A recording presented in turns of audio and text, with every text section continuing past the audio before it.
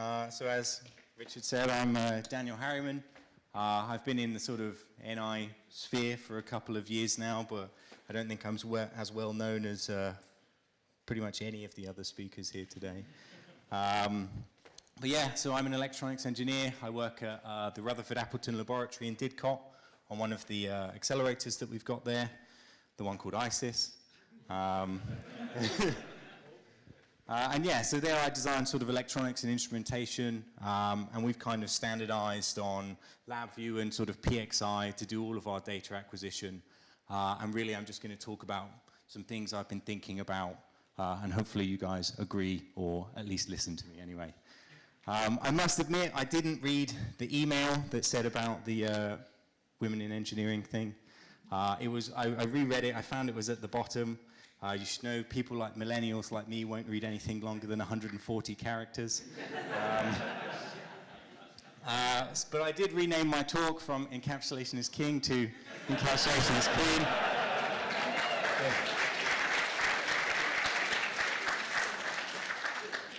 And with that being said, I'd just really like to start. So I'll start by saying who this talk is really aimed at. It's probably a bit of a lower level than some of the other ones that we've had this morning. But really it's aimed at sort of a good LabVIEW programmer who can sort of see a lot of the benefits of starting out and doing object-oriented stuff in LabVIEW, but is perhaps a little unsure of where to start. And I hope that's at least one person in the audience. There is a bit of a disclaimer here that everything I say is just my own personal opinion and recommendations. If elections around the world have taught me anything, it's that people can be wrong. So I'm sure I could be wrong as well. So we'll see how that goes anyway. So I just kind of want to set the scene a little bit. And this is kind of someone's journey through LabVIEW. They used to have this slide when I taught the courses, but I've made my own one, basically.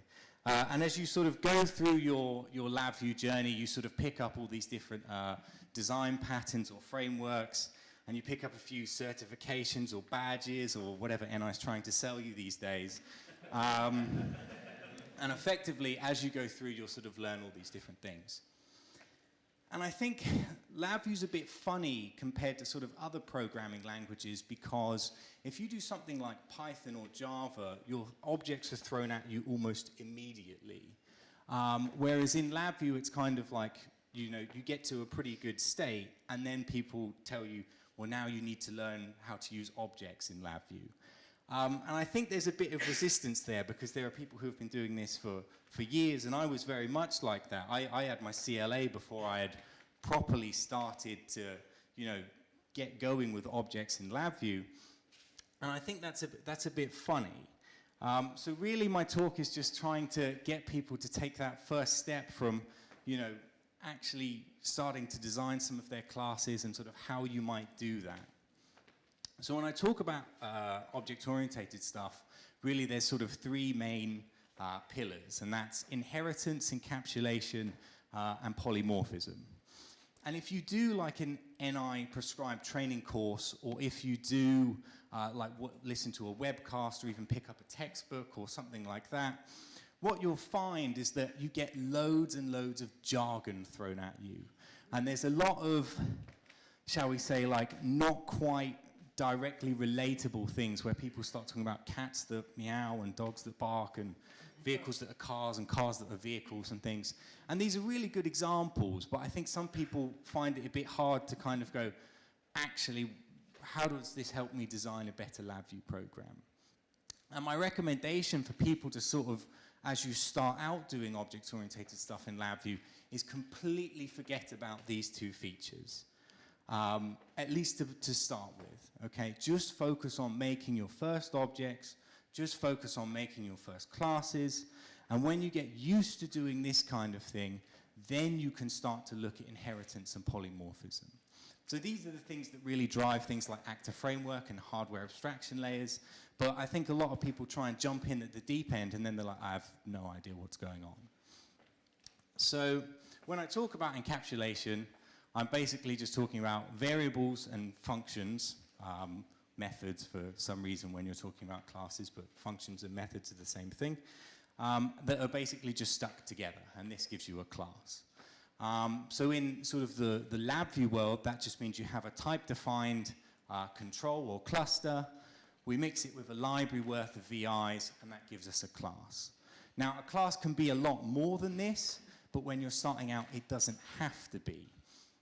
And I think one of my big criticisms of like the NI training courses is that when you get to the end of something like LabVIEW Core 2, you've already done clusters and you've already done libraries.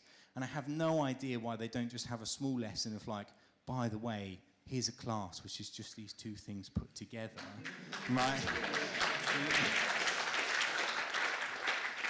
You know, it's almost like some people, you know, they see that, you know, I remember when I was in AE, I was there when James McNally was there, and if someone phoned in and goes, oh, I'm using object-oriented stuff, I'd just hang up and go, James, help me, right? It's like, it's like I have no idea. And it's this sort of fear of sort of getting started with classes that I think you get in LabVIEW that you don't actually get in a lot of other languages. And these are effectively the same thing, right? It's just a cluster that has a function, or we have a cluster that goes in and out of a function or a VI, and we have a class that goes in and out of a function. These are effectively the same thing. The only difference is I can't unbundle this one unless I'm in that library. Okay, this is all it is, right? But a lot of people, they see this cube and they go, no, I don't like that cube, I don't know what I'm doing. But, you know, that's all it is, and it's deliberately restricting to make it so it's easier for you to, you know, segregate your code and make it more, you know, easier to pass from one person to another, easier to keep things separate and keep developing them that way. So I was trying to think of what a good example of a sort of class that some people might not have, you know, people who don't like using classes or don't like them, essentially one that you will have seen but maybe not have quite realized that you've seen. So I take a queue, right, and we've all used queues, we use them in every single, like almost every single anyway, LabVIEW design pattern. And the variables inside the queue that we're sort of encapsulating is the elements inside the queue. And the methods are the things like obtaining the queue, enqueuing, dequeuing, blah, blah, blah, you all know these. And the whole point here is that the only way that I can access the elements inside the queue is by going via one of these methods, you know? And this is the whole point of encapsulating your stuff. You don't want people to be able to just, you know, put something in the middle of your queue or touch the values that are inside it unless you've given them a function or an API to go through. So I decided to sort of like build my own demo, but well, I'll come to that, I missed a slide. But effectively, you know, people talk about classes and they talk about objects. And the class is essentially the template. So this is the sort of the APIs, the values that are inside the queue, that kind of thing. And the object is the exact instance of it. So the time that we build the queue. Okay, so here we have 4 objects, but we only ever have 1 class. And these are sort of variations because they're different data types, but yes, you kind of get the idea. And to kind of hammer this point home, I decided to sort of build my own integer queue class. I am going to show some demo code. Please be kind to me. But effectively, all this class is, you know, we have some elements that are inside the queue, and then we have some methods that sort of go between them. And because I know that they're all integers, it means I can, you know, do some extra functions, so I could like get the sum of all the values or the mean of all the values or something like that. And yeah, now I'm going to be brave or foolish, I'm not sure which, and do a bit of a demo. Oh no, not OpenExcel.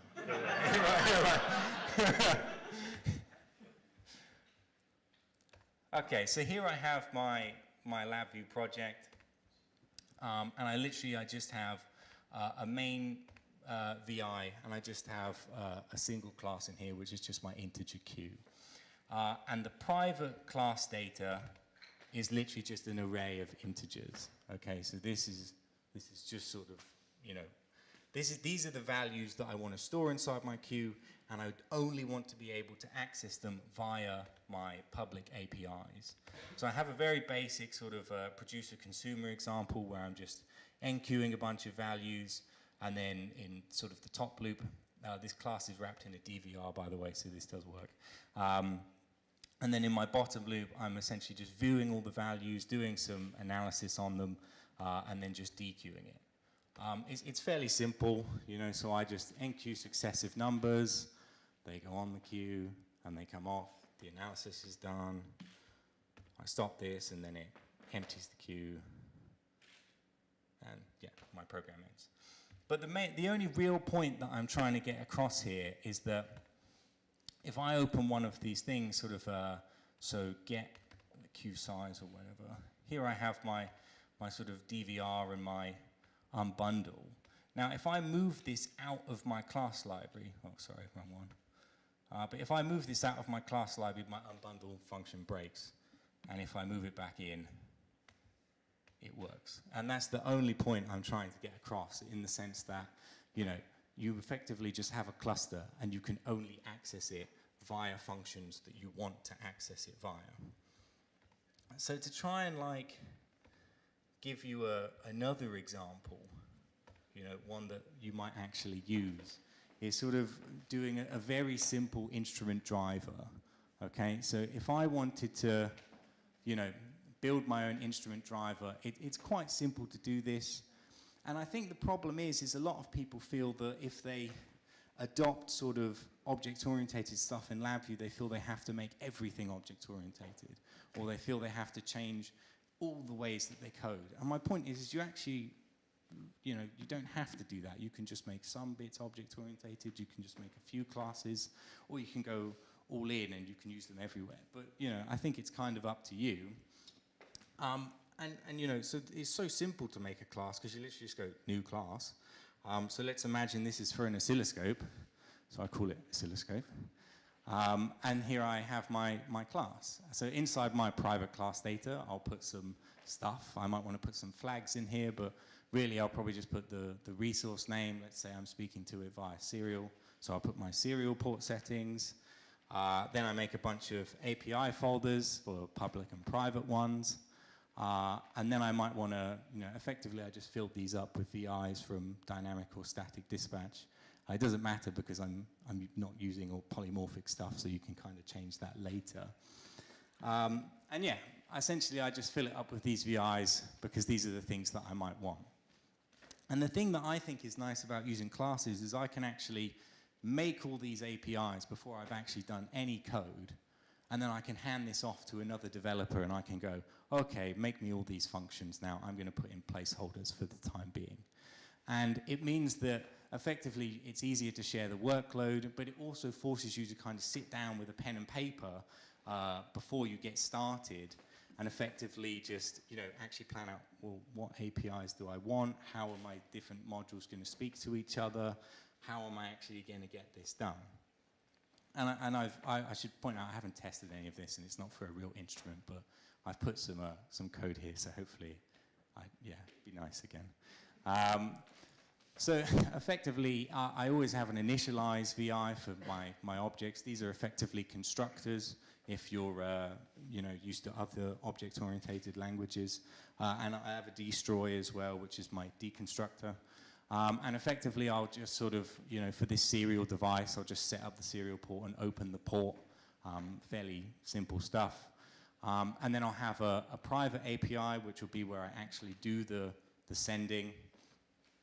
You know, something like this. I just took this from one of the examples.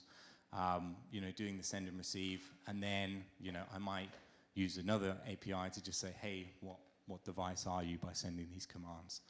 And the whole point here is it just means I can make a program that looks something like this, and it means that if I hand these off to someone, they can't then just send whatever serial commands they want to whatever hardware I'm using.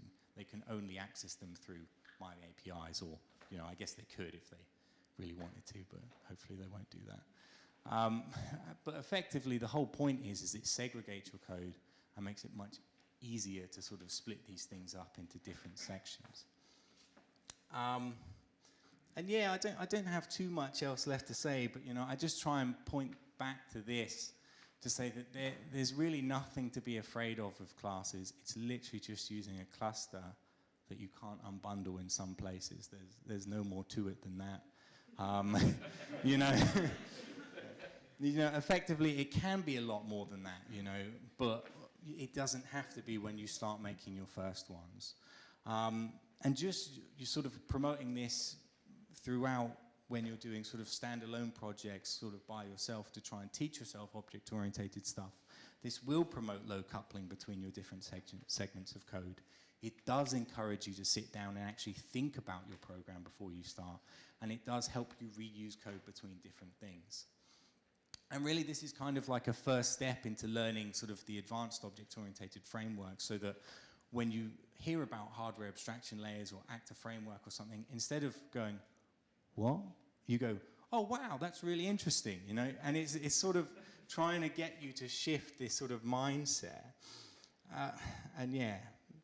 But you know, so I think if you do a couple of projects just like this, then sort of start to do some of the NI courses, do some of the training courses or webcasts or whatever, start to look at how things inherit from each other, start to look at how things, you know, you can use polymorphism and you know, more advanced frameworks with that.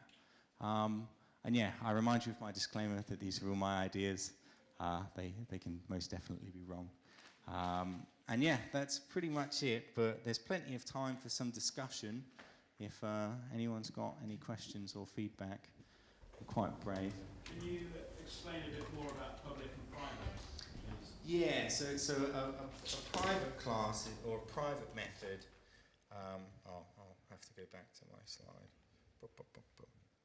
A private method is essentially one that can only be called by something inside this class. So for example, I have this so this is just a simple serial instrument driver. And if I actually handed this to someone, I wouldn't want them to just be able to look up the datasheet and send whatever string command they wanted to get it to do whatever. Or if they did want to do that, if I hadn't made a public API, let's say I wanted to make an API to force trigger the device. So they wanted to send a string called like trig or something. Instead of using this private API, say it was public, and then they wire a trig in or something, what you would actually want them to do is to make a new public API with that functionality, and that means that then everyone can use it instead of you know, just having these sort of, they're just internal functions, internal sub-VIs. Anybody else? So your suggestion, and I think I completely agree with that, would be that when we call one and we first create a type def cluster for the weather data, we learn the class at that point. Can we wait for the mic, please?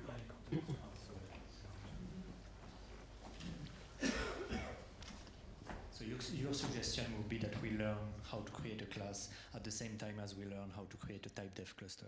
Yeah, at least at the end of core 2. I think you do libraries and you've done clusters by then, and then you know, you don't need to know any more than that. And you don't need to handle it for the whole course project, but at least make an exercise to show the similarities. Yeah, like that's my personal opinion anyway, you know. And I felt very close to your background when you say that, because I did a lot of LabVIEW programming before actually starting to work on classes, because I was also afraid of them. Yeah, I think there's kind of like, you know, LabVIEW almost has this split personality where it's trying to cater to people who, you know, just want to get their thermocouple data on a graph, and it's also trying to cater for sort of system designers and computer scientists. Mm-hmm. And I think that's sort of sometimes a tough circle to square when you're sort of training people from one to the other. You know, it's quite difficult to do that. But yes, I do think and that LabVIEW is a programming language, yeah, for scientists. I think that's fair, you know, and I think they should be introduced a bit earlier. I'm trying to find the answer, but at one point, going back to your question about wishing that Custed and maybe Alan Sue can help me here, incorporated OO earlier in the training. At one point, I know they were going to incorporate OO, at least being able to see it and understand it and not be confused about it in some of the learning badges at the very beginning. And then as you go through and get more difficult badges, you learn more and more about OO. But I don't know if that's the case exactly, because I'm looking at some badge info. Has anybody gotten a LabVIEW badge recently, like developer fundamentals, and had OO questions? I have no badges. Sorry? Right, what's a badge? NI.com/badges. Oh, yeah. I need a badge. So anyhow, the comment has been heard, and it may take some time for it to get into all the courses like we want it to be, but at least there was a plan to do it with the badges. Okay, thank you. Any more? There is a feature that is not that well known in LabVIEW, that when you right-click on a type def, you can say convert to class. Yeah. And it takes all the contents, creates the cluster. The only thing that I don't like about it is that it makes the type def stays there. It doesn't replace it. But other than that, you can then see all the VIs that get broken and start dragging them into the class. So I've done that with people that I do custom training with, and that helps them also to get it, because they have been using that code throughout their application, and now all of a sudden they see how it starts to get fixed.